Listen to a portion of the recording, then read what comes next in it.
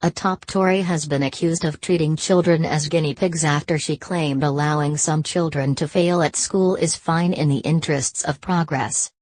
Unions accused the government of putting ideology above the interests of children's education in light of the cabinet minister's comments.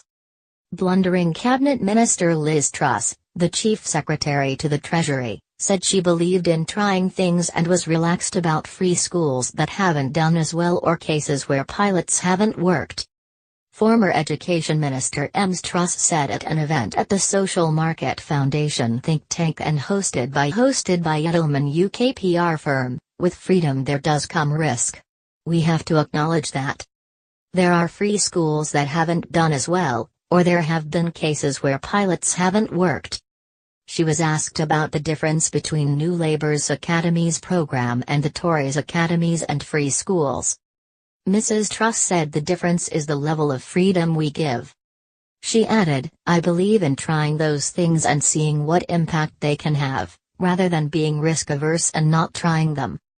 Angela Rayner MP, Shadow Secretary of State for Education, hit out at the Tories' comments. "Liz Truss seems to think it is okay to gamble with our children's futures, but our kids deserve better than being used as guinea pigs in a failed experiment. The government bet the house on free schools and we've been left to pay the tab. The children who lost their chance of an excellent education aren't going to get much comfort from the Tories saying it was a risk worth taking in the name of their vanity projects. When it comes to education there is no risk worth taking, which is why the next Labour government will create a national education service that will ensure every single child has a good school place, as we transform Britain into a country for the many, and not the few."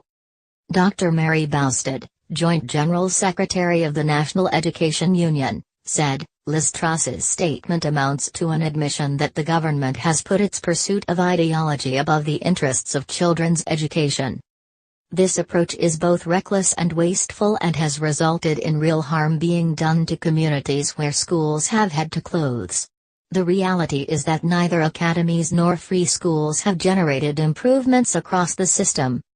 Indeed, they have done the opposite in many cases.